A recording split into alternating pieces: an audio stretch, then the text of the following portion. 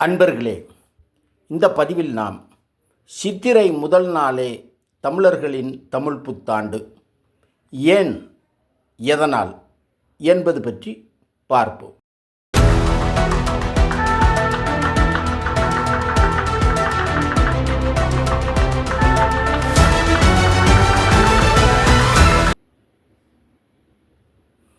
தமிழர்களாகிய நாம் ஆயிரக்கணக்கான ஆண்டுகளாக பின்பற்றி வரும் நமது பாரம்பரிய வான சாத்திரமானது வானவெளியில் இருக்கும் கோள்களின் மாறாத இயக்கத்தை கால கடிகாரத்தின் முற்களாய் கொண்டு அளக்கிறது. நமது பயன்பாட்டில் உள்ள நாள், வாரம், மாதம், ஆண்டு அனைத்துமே கோள்களின் சுழற்சியை அடிப்படையாக வைத்தே கணிக்கப்படுகிறது. இவ்வாறு கணிக்கும் பணியில் ஈடுபட்ட நமது தமிழ் முன்னோர்கள் தமிழ் கணியர்கள் என அழைக்கப்பட்டனர்.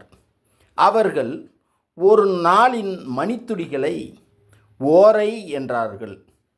இதுவே ஆங்கிலத்தில் ஹவர் என்று சொல்லப்படுவதற்கான அடிப்படை.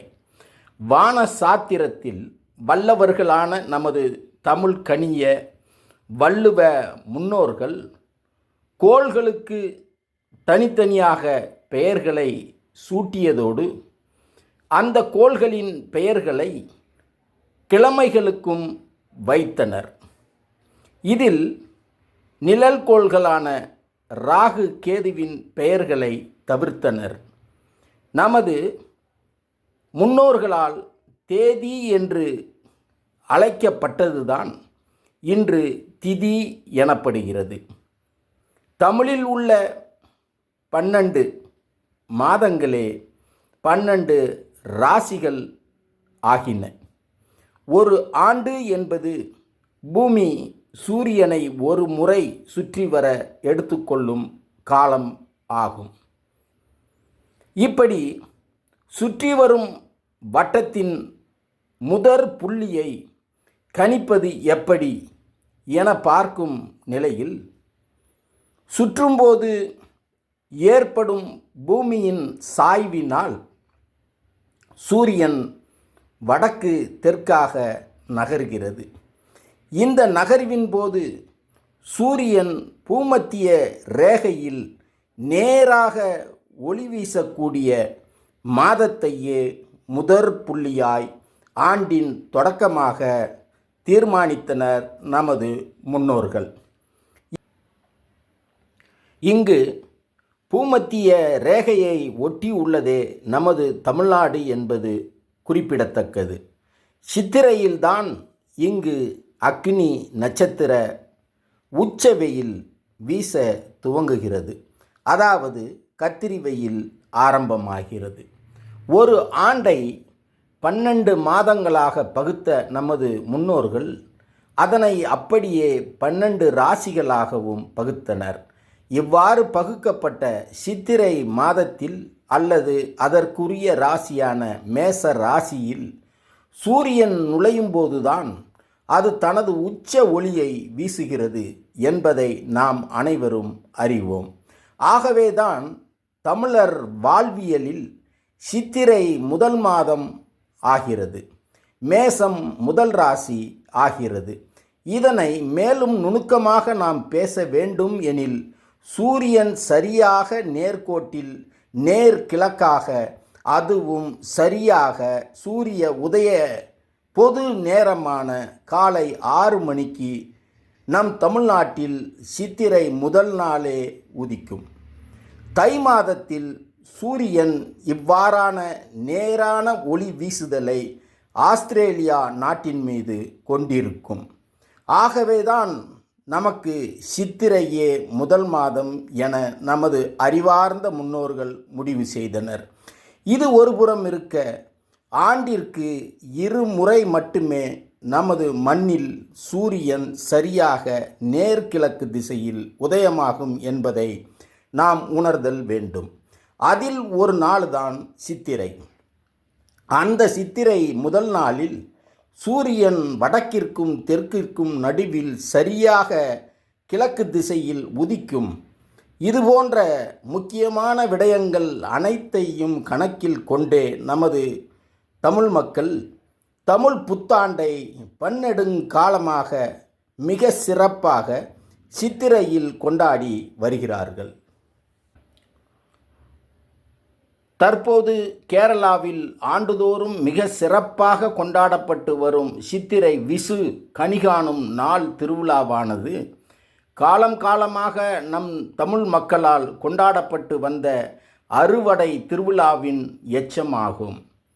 அதற்கு காரணம் காலம் காலமாக நமது தமிழ் மக்கள் இருபோக விவசாயம் செய்து 2 பருவங்களில் விவசாய அறுவடைகள் செய்து வந்தனர்.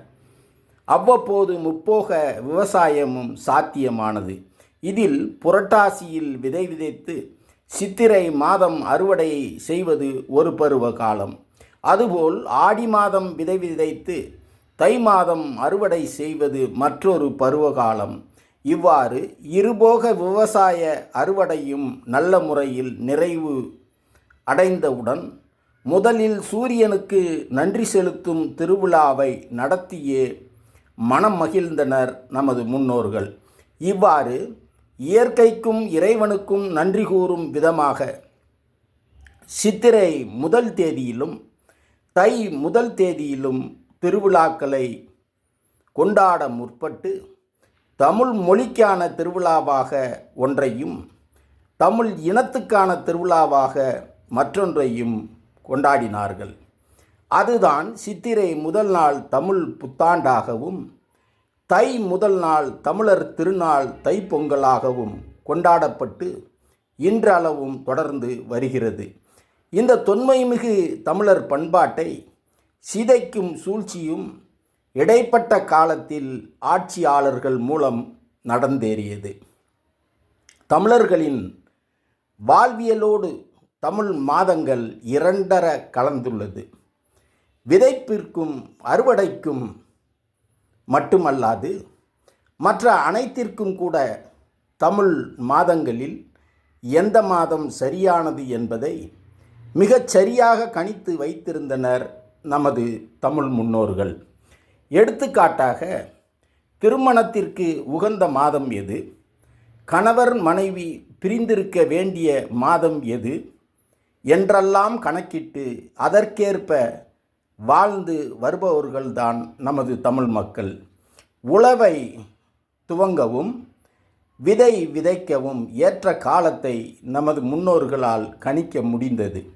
எந்த மாதத்தில் மழை பெய்யும், எந்த மாதத்தில் வெயிலடிக்கும், எந்த மாதத்தில் பூக்கள் பூக்கும், காய்கள் காய்க்கும், அது கனியாகும், கதிர் விளையும், அறுவடைக்கான காலம் எது என்றெல்லாம் கணக்கிட்டு ஒவ்வொரு தமிழ் மாதத்திலும் ஒவ்வொரு திருவிழாவை கொண்டாடி அந்த மாதத்தின் சிறப்புகளை உலகறிய செய்து வந்தனர் நமது முன்னோர்கள்.